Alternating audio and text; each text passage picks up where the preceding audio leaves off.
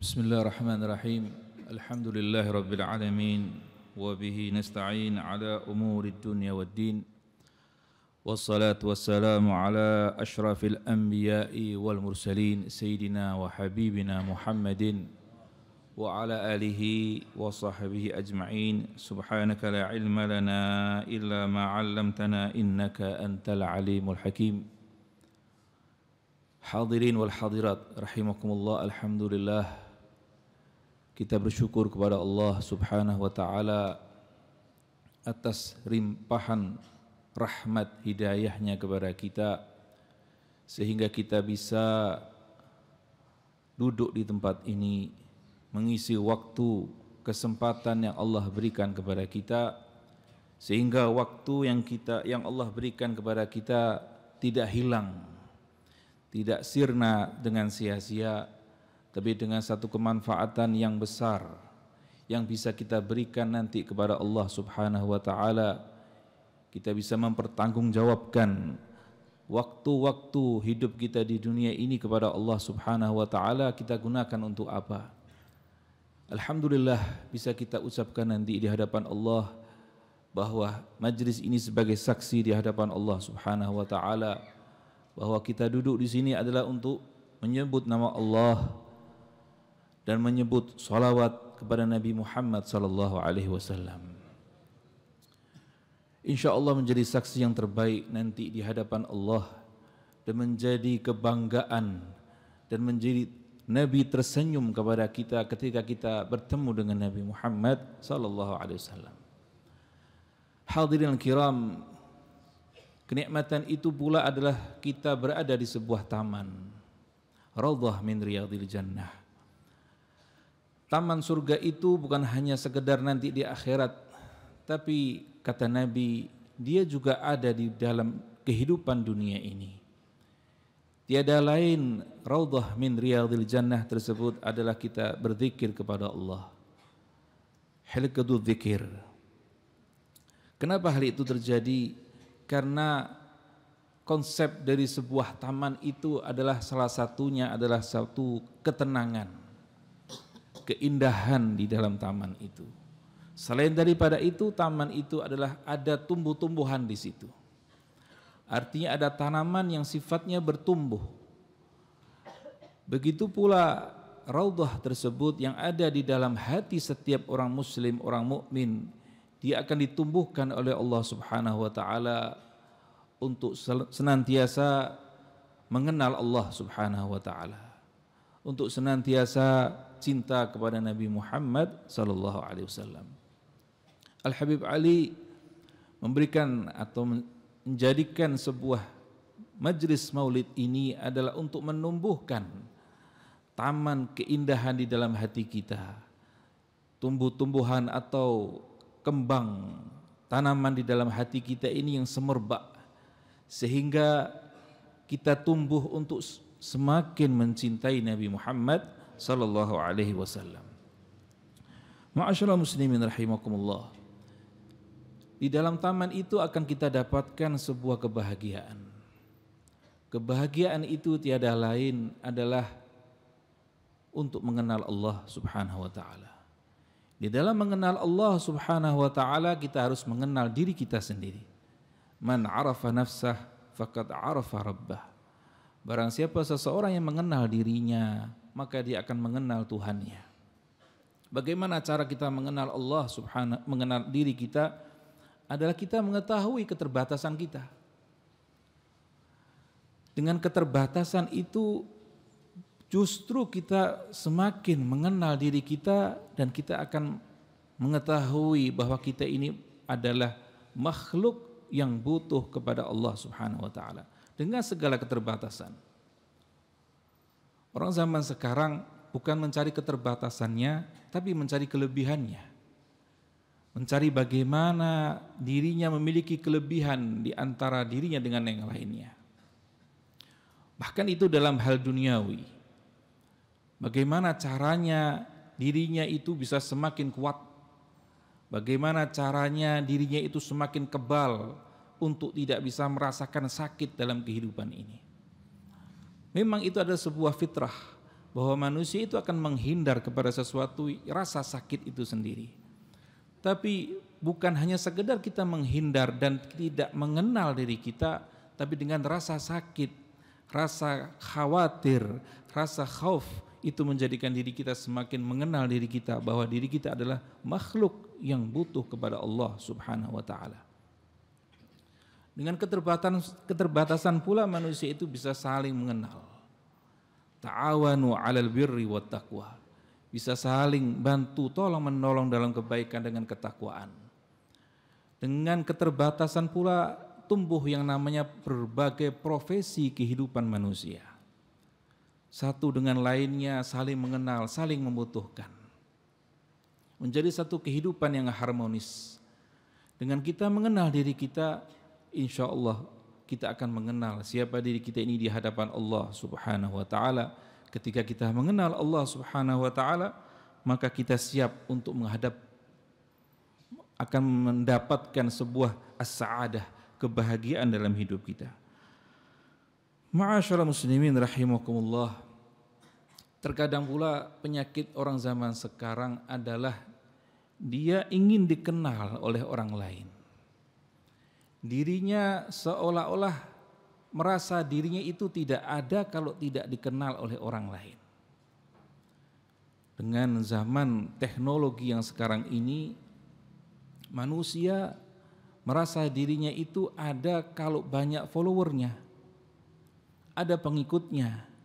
Sehingga kita buka mata kita cari siapa follower, siapa yang mengelek dirinya, siapa yang memberikan pujian kepada dirinya, maka dirinya saat itu merasa dirinya ada.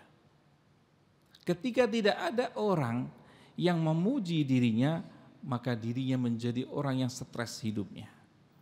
Kenapa dirinya tidak dikenal dan lain sebagainya. Inilah penyakit orang zaman sekarang. Adanya dirinya untuk orang lain. Padahal kalau kita ini dikenal sama Allah Subhanahu wa taala, maka itu sesuatu yang sangat-sangat cukup dalam hidup kita ini. Karena diri kita ini diciptakan oleh Allah Subhanahu wa taala. Banyak para rasul yang tidak diceritakan oleh Allah Subhanahu wa taala kepada diri kita. Hanya beberapa rasul yang diceritakan dalam Al-Qur'an. Allah mengatakan wa rusulan lam naqsushum 'alaik. Berapa banyak para rasul yang kami tidak ceritakan kepada dirimu wahai Nabi Muhammad.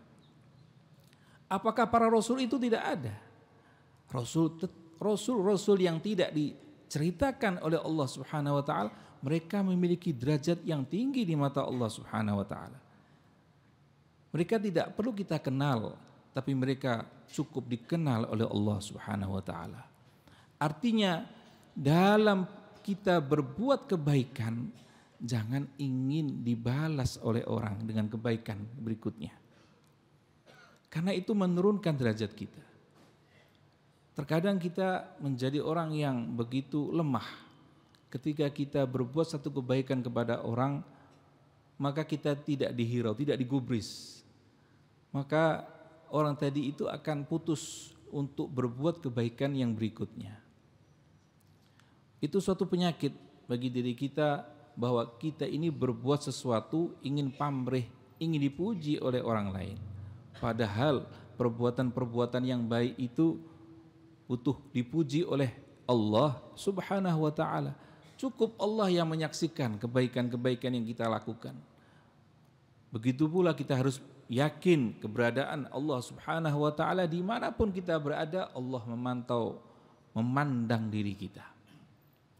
Ikhwani rahimakumullah, majelis ini adalah majelis untuk mengenalkan Allah Subhanahu wa taala, agar kita ini senantiasa menjadi manusia yang selalu mengingat Allah Subhanahu wa taala, sehingga hidup kita ini tidak sia-sia. Jangan kita hanya memikirkan kehidupan dunia. Kata Habib Ali, semua makhluk ini sudah dibagi sama Allah Subhanahu wa taala. Rezekinya, hal duniawinya sudah dibagi oleh Allah Subhanahu wa taala. Tinggal kita mengingat Allah, beribadah kepada Allah, maka hidup kita akan hidup yang bernilai. Hidup kita akan berkualitas. Dan itu kita akan rasakan baik hidup di dunia ini maupun kelak nanti di akhirat. Ma'asyiral muslimin rahimakumullah. Salah satu pula kebahagiaan yang bisa kita dapatkan adalah husnudzan. Kita berprasangka baik dalam hidup ini. Kita ini hanya mencapai keilmuan atau pengetahuan itu dalam tingkat dzan saja. Hal-hal yang yakin itu belum bisa kita capai.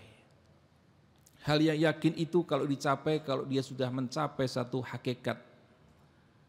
Sebagaimana Habib Ali, waluh hagigah waluh makna. Setiap hal itu ada hakikatnya dan ada maknanya. Galilatil haguh ayyar tajam. Ya.